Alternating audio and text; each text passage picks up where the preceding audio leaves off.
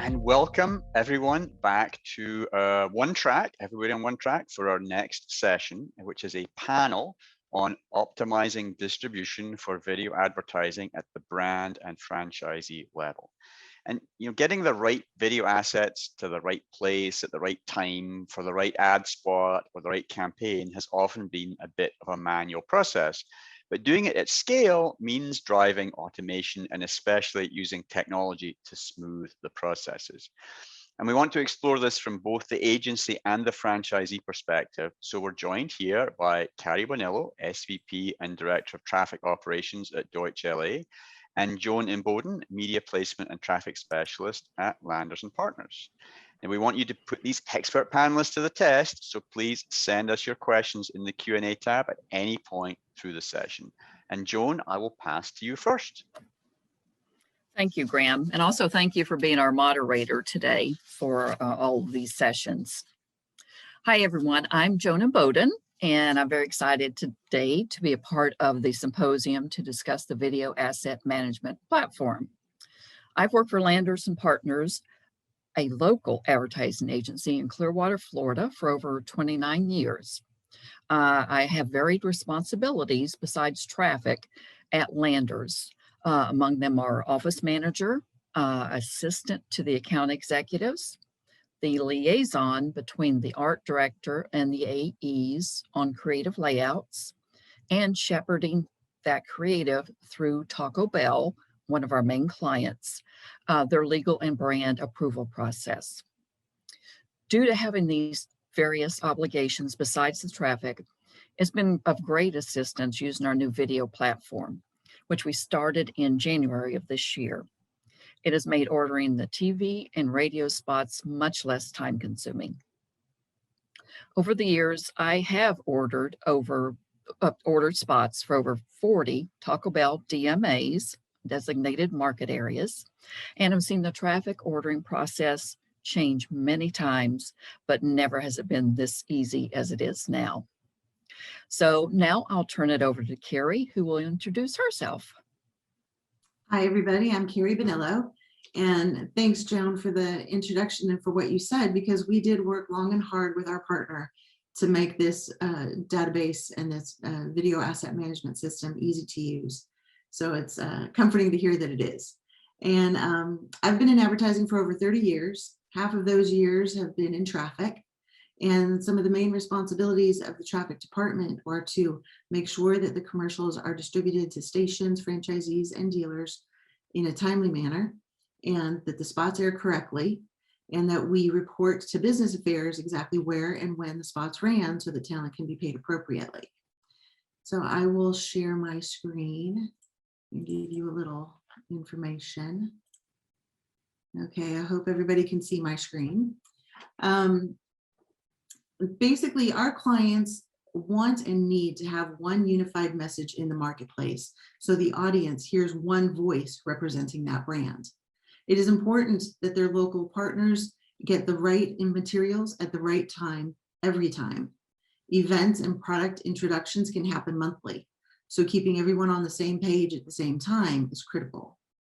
And to that point, when materials are produced locally, the brands want to know everyone has the same quality, the same logos, and messaging in general, so that, again, the local advertisements match the national advertisements in voice.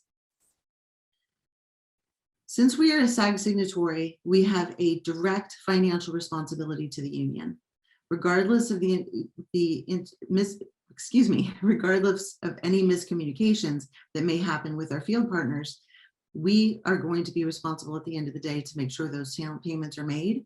So it is important that we make sure everyone understands the cycle dates for each spot. We also need to know when the local agency's buy is running and in what mediums. If it's running on broadcast, we need to know what cities. So in addition to just that, general communication can be needed regarding running changes, perhaps due to legal concerns or an early expiration date, because celebrity talent usually has a shorter cycle. So again, it's important that we know exactly who has the material so we can communicate quickly when things need to change. Long ago, everything was manual and we had two choices. We dub and ship to everyone and pay talent for all markets. This way, we made sure everything was covered and we saved time, but it was very expensive because we were shipping everywhere and paying for every use. The other option was to wait for orders to come in, manage questions and clarify incomplete or confusing information, place the orders with the dub house, and this saved money on talent, dub, and shipping, but it wasted precious time. When you have events happening every month, you don't, and your materials are ready days before air, you don't have a lot of time to lose. So more recently, we were able to get spots from A to B faster, but the order and talent reporting process was much more manual and still time consuming for both parties. Local agencies received an ad bulletin from the client, which listed all available spots, but they were still ordering blind because they couldn't review the spots before they ordered. The local agency filled out an order form and emailed it to us. This is an example of the form that we used to use. You can see there's a lot of fields to fill in. The local agency would have to fill in the ad ID and the title. They would have to fill in each flight for each type of use, as you see toward the right, internet, the spot TV, cable TV, radio.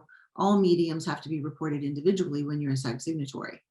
They would then need to list all of the stations and markets that they needed the materials to go to, attach their instructions, and any other materials they might need for internal presentations, a quick time, for internal meetings. All of that had to be ordered within this form. And near the bottom, you'll see a little yellow box. They had to click there to indicate that they understood the limits and the time periods that each spot could run, and that if it ran outside of that period of time, they would be responsible for additional costs that may be incurred.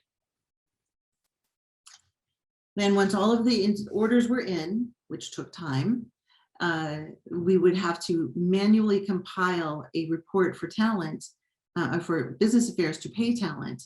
And we had to list each spot, where it ran, the flights, the cities. Again, all a very manual and time-consuming process. Today, we are thrilled to have a technology that makes all of this much simpler for us. Excuse me. We can quickly communicate what's available to the local agencies. They can actually see the spots before they order them. And by filling in a few fields on the database, they can download exactly what they need immediately or order it to be delivered to stations. On top of that, the platform provides us all the information we need to track use, pay talent, and recall and replace materials if needed. So when our creative is complete, we upload it to the dub house and they populate it into the platform. Within each spot, we can click in to designate time period that it's available to run, basically the flight date limits. Then we can pull each of the spots for this particular event into a catalog. The client will inform the local agencies that the folder of assets is available. They can start shopping right then and there. Only those with permission, franchisees and their agencies, can log in and order from this platform. Since we set the flight parameters for each spot, if the local agency has a different flight, they will need to reach out to discuss. Once all the orders are in, which we as the agency did not have to then turn around and compile into an order for the dub house, we can pull a simple report which lists all of the spots, where they were indicated to be running, and the flight dates. We can then give this to business affairs to make the talent payment. Again, manual process is gone and the time savings is enormous.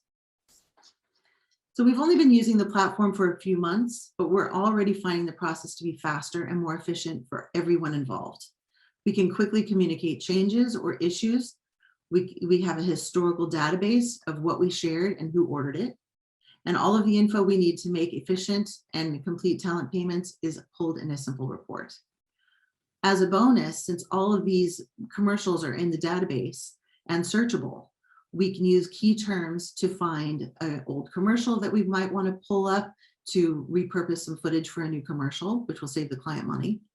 And we can also quickly search to find specific needs for the client. Say they want to find out when we advertised a particular product, or how many products or how many commercials had a particular call to action. We can insert those keywords in the database and pull up all the spots that match, making it much easier than combing through months and months of databases and months of folders on our server to look at each commercial and compile that list.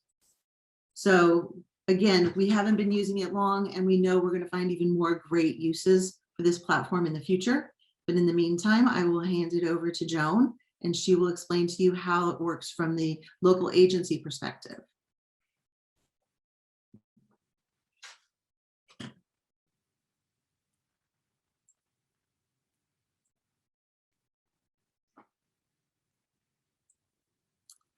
Oh, Joan, you're on mute. I just noticed that too. Thank you. Thank you, Kerry, very much. I find that very interesting, being on the local agency side, how much when everything was being done manually, the workload that my ordering spots would put on the brand agency for all the reporting that they needed for SAG or whoever they need the reports for. So that was very interesting. Thank you. Okay, so for the local agency side, we're going to go through the steps that I take care of for Landers. I started with Landers back in 1994, long time ago. And when I took on the responsibility of traffic, the process was like a slow wagon train heading west. And sometimes those wagon wheels got in the mud. We weren't going very fast at the time. As Kerry said, the client would fax us their ad bulletins before email, so everything got faxed to us. With this information, I then typed up each DMA's traffic instructions, listing the stations and which spots were to be sent to them. At times, I faxed up to 90 pages of traffic instructions to the brand agency, which made me a real favorite with my coworkers tying up the fax machine. Actual tapes were then sent to the stations, which of course would have been an inefficient process for the Dub House during this time. If a station didn't receive their tape, we had to call the national agency, who would then check with the Dub House who sent the tapes. Since these companies were both on the West Coast and we're on the East Coast, the 3-hour time difference affected us getting timely answers, especially on Friday afternoons when stations were trying to close their logs. Overall, this was a very time-consuming process.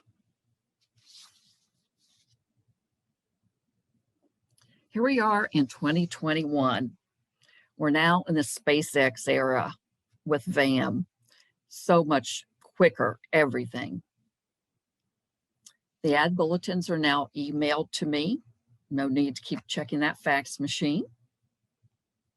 We still type up the traffic instructions so the stations know the correct spots and air dates that they are to run. I can now personally log into the video platform, and I'm going to give you a closer look on that on upcoming slides. I then choose which spots I want to order. I input the stations to receive that spot. And at this point, multiple stations can be input if they are all receiving the same spot. I attach the traffic instructions, which will be sent with my order. And I'm done. The pros of using VAM are: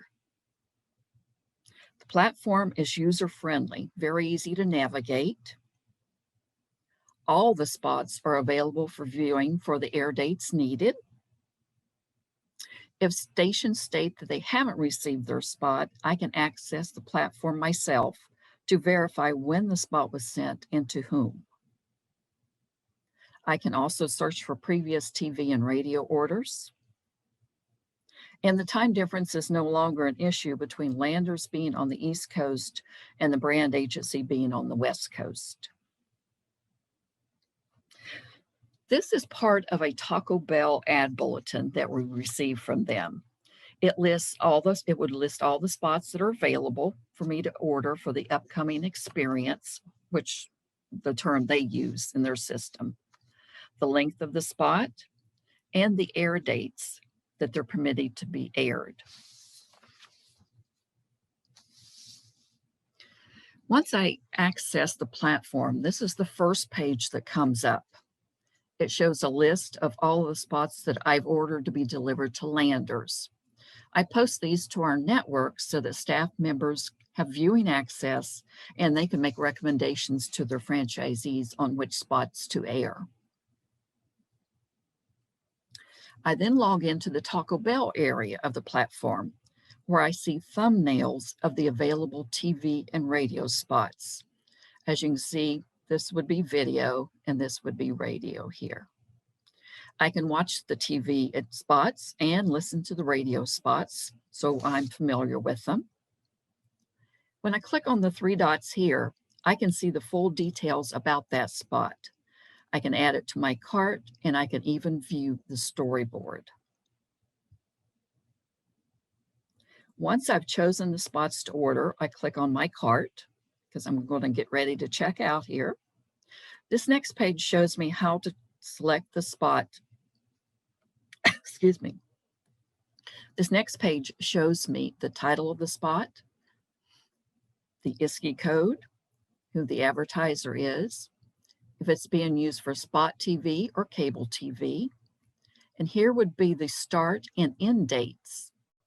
As you can see, July is not shown because the spot is not permitted to be aired after June 30th. If we need to air the spot in July, we would need to obtain permission from Taco Bell to extend the air date. Also, you'll see here, I've input the stations and I attached the traffic instructions, which will be sent with the spot. I then click on Checkout. This page allows me to input any other info that I want the platform to have. For example, if I've obtained permission to extend the spot past the air date, I would input that info here. In other words, my traffic instructions would show me airing the spot, let's say through July 15th, but on the platform, I'm only allowed to air it through June 30th. I want them to have the information here that I've checked with Taco Bell and they've approved me going past that air date.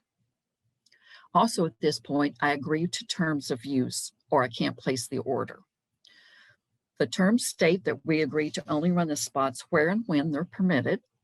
And this is equivalent to the terms that were on the Excel document that Kerry showed you previously in her presentation that we used before we started using the platform. This now completes the ordering process. Once I place my orders, it's going to show on this page with all previous orders. For more detail on a particular order, I click on Open Order in New Tab, and it takes me to this page. This shows the details of my order. Shows the tape number, the title, again, that's Taco Bell, it's Spot TV. It's going to show the flight dates that were permitted at this point, because it's not showing my traffic instructions. The next box was where I input the stations and any emails.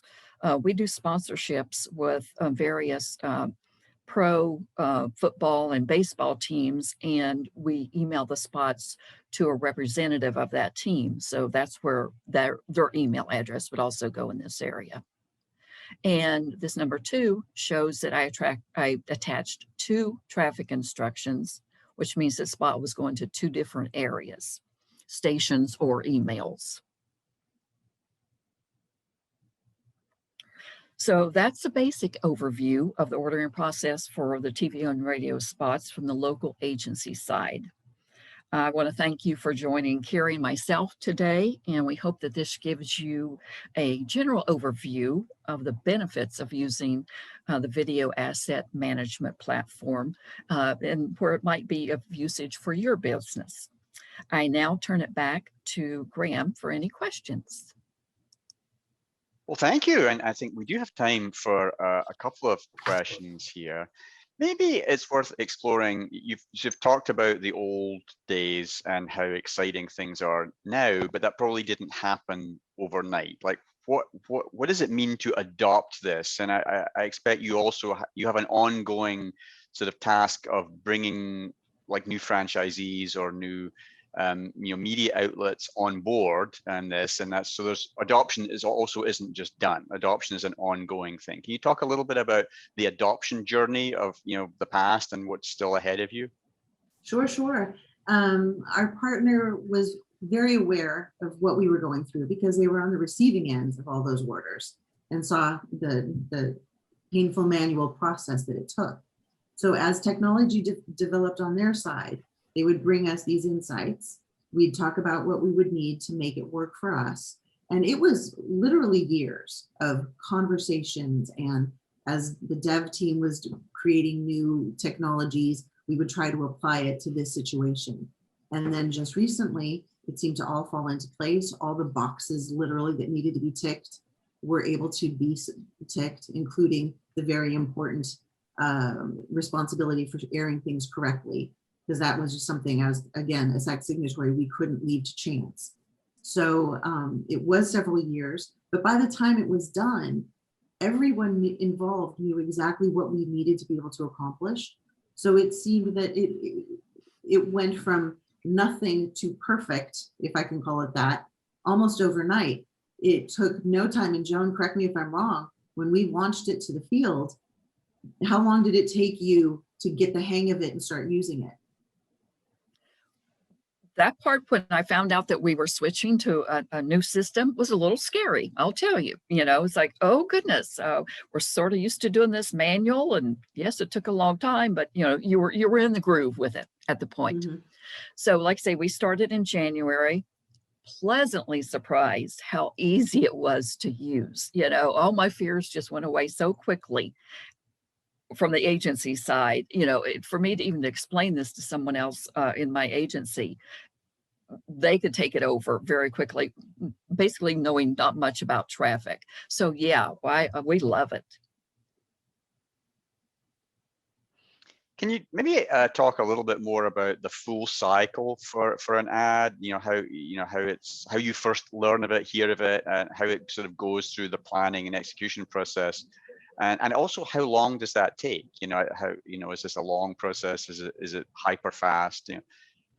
Maybe help our audience understand how you fit into the bigger picture of that ad life cycle. It varies in length depending on the complexity of whether it's a big launch with a big budget production or a meal box that we have footage for, and it's more of a editorial process than a shooting process.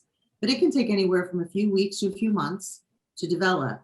But as with anything, and if anybody listening is in advertising specifically, no matter how much time you have at the beginning, you're always down to the wire once you're getting ready for approvals and distribution.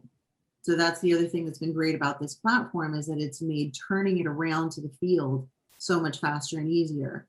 Because if we're needing to ship on a Wednesday for a Monday air date, there's not a lot of time to go through the manual process. So this makes it much easier for Joan to get what she needs to her stations quickly. And I will totally back that up. Back when actual spots were being sent and we maybe wouldn't get the ad bulletin till a day before, maybe the spot started 2 days later, we typed up those 40 different DMA traffic instructions, 90 pages, would have to fax that out. And that's a lot of work to do those actual tapes and get them sent out. And sometimes they didn't make it on time. We could be missing spots because those spots did not get there to start when they properly should have. So now I know that they're going to be there so quickly. I always, tell the people I'm ordering spots for, when they request something sort of in between after the original order date, okay, I've ordered for you today. You let me know if you don't receive it by tomorrow morning.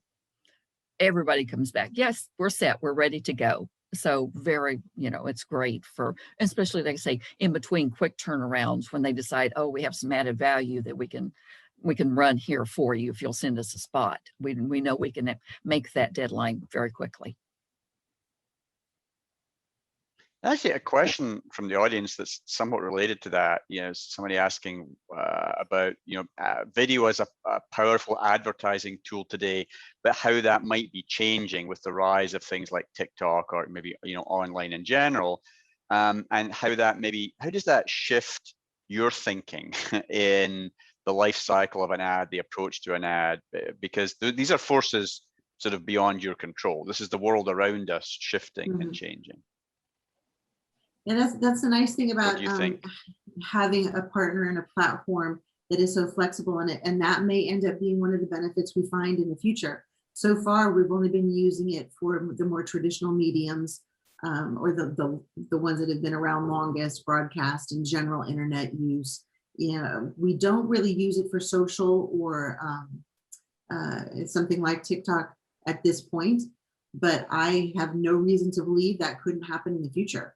Because as we've learned, I said I've been in the business over 30 years. It's ridiculous how much things have changed in that time. It seems every day things are changing. So I imagine there could be a way of evolving this platform into a tool that could share with the digital and social medias as well. Yeah, how much do you expect the videos themselves to be different for different platforms? It's something Jeremy addressed in his session. But I mean, how much is that your expectation, and how much is your workflow going to sort of have to deal with that? Our workflow already deals with that. The distribution obviously is not through this platform yet, but we create commercials that are originally created for broadcast. And if they're appropriate to run online or anywhere else, we will modify them in size and aspect ratio to run on other mediums. But we also know very well that a TV ad doesn't always fit in the social world. So we create similar ads, the same family, the same concept, but created specifically for those other mediums. So many, many creative pieces are made for each event, yes. Uniquely for each platform in some cases, if that answers the question. Mm-hmm. Joan, is there anything you would add from your side or your perspective there? Because these are forces that sort of touch the entire life cycle. They do, and I know, yes, I know some of our clients have they're very much wanting to get into the social media side of it because they know the importance of that. So that's very important to them to have that availability and to keep up with the times. In other words, we need to keep moving in the direction that it's taking us right now. So yes, we hope to be able to have those availabilities in the future. It's interesting that you say that. Maybe that's something we discuss after this meeting, is if we need to start making the social versions, the ones that are built in a 916 or a 1.1, available on this platform for the franchisees and dealers to use. So good question. Maybe changing things for us right now. And here's another good question from the room. To what extent are you using this tool really for distribution versus how much is this the asset and metadata repository that starts feeding other agencies or other paths, other consumption paths? If I'm understanding the question correctly, right now it is used for distribution.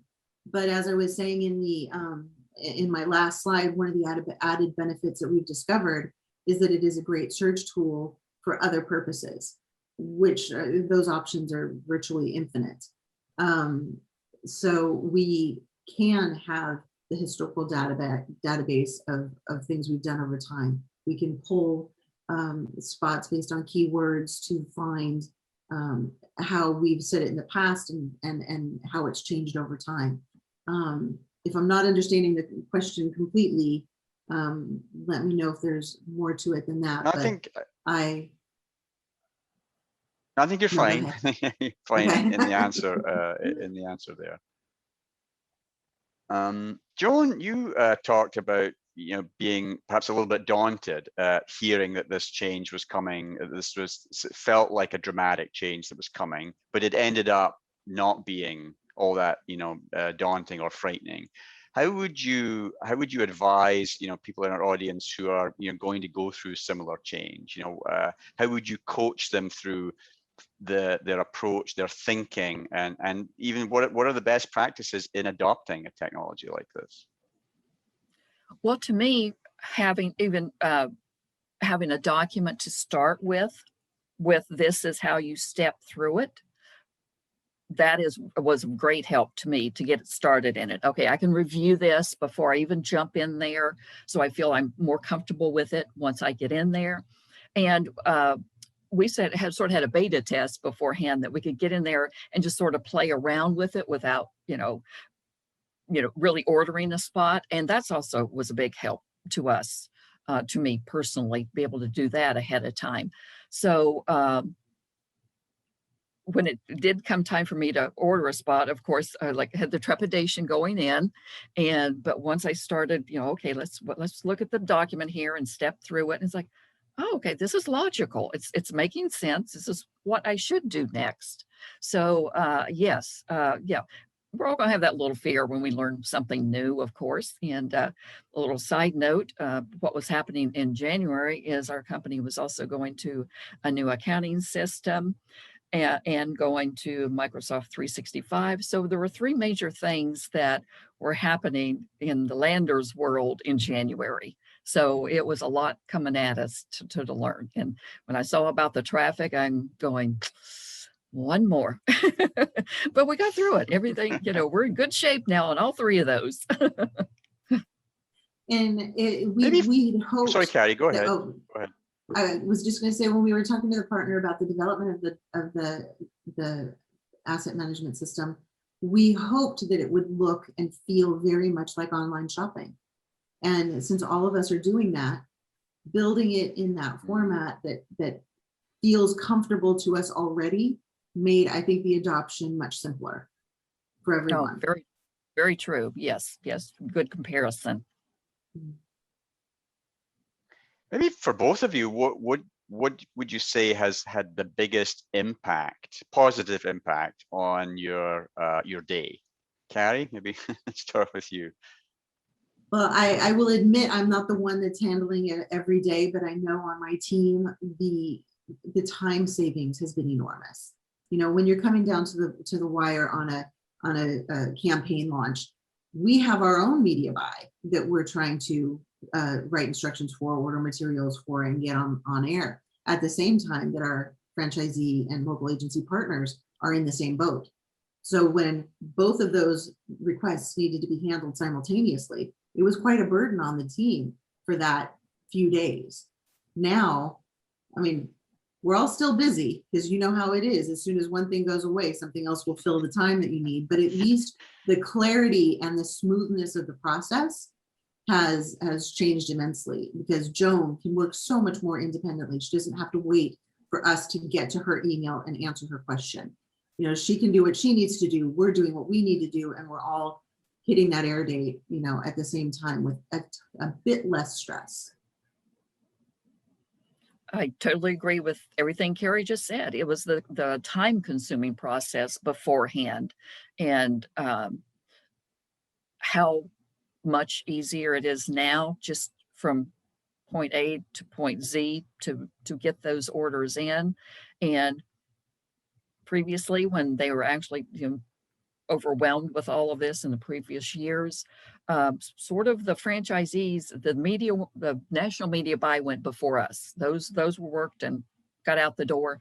Then we were next.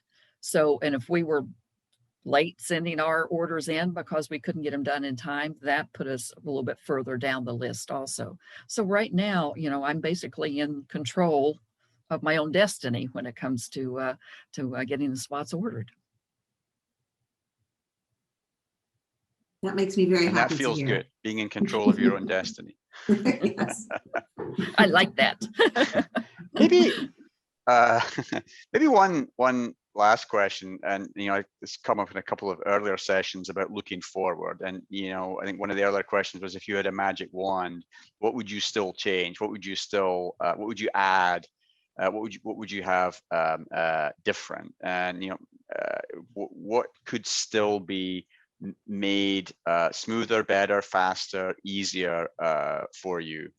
And that's not necessarily just in the immediate narrow world that you might be looking at. It might be something upstream, it might be something downstream that it comes to or from your world. Joan, what if you had a magic wand, what would you ask for?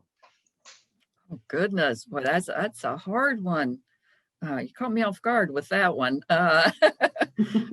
So you mean besides traffic, if there's anything in my other responsibilities that, or you do? Well, no, I think in a video asset management context, it's just Okay. it's something in the life cycle of videos that you touch. Goodness, right now you did say earlier, use the word perfect. So if it's perfect, that's wonderful. That's a wonderful story. Well, we know we can always improve upon it. The thing is, maybe we don't know right now that can be improved upon. Like, oh, that's even better the way you're doing it now, and you don't think about those things because we have come so many steps forward with VAM right now. It's just, amazing compared to what, the slow process we had before. I feel like we're in the SpaceX era with how we're handling it at this point. So, I'm very happy with it. I don't have a wish right now for anything to change. Of course, there will be changes, and it'll make it even better, and we'll go with those. Well, I think, Kerry, that means you get 2 wishes. Well, Yes. my first wish will be that we can evolve this in some way for social, because it's funny to me. I know that they say that broadcast is getting a smaller piece of the budget and digital is getting a bigger piece of the budget, but broadcast is so turnkey. Like, for every complaint we've had in the past about what it took to get things done, it was everybody was on the same page. We uploaded one format and everyone could use it. It was dispersed to everybody, and they may have different needs, but the platforms and the systems could take that one high quality piece of creative and then output it to everybody in their specific need. I want to be able to do that in a more automated way on social and digital as well, because we find with them, every single platform is a little bit different than the next. And it's a bit laborious and a pain point. And it seems funny that something that's digital, which should be instantaneous, takes longer to traffic than broadcast. So if we can get that into the same turnkey process that the broadcast is, then I think we'd all be very happy. Okay.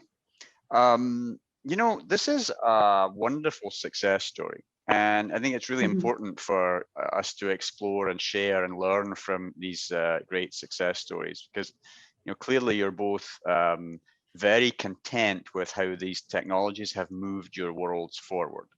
And I think that's not always the stories that we hear in digital asset management. And I think thank you so much for sharing such an effective success story. Thank you both, Kerry and Joan.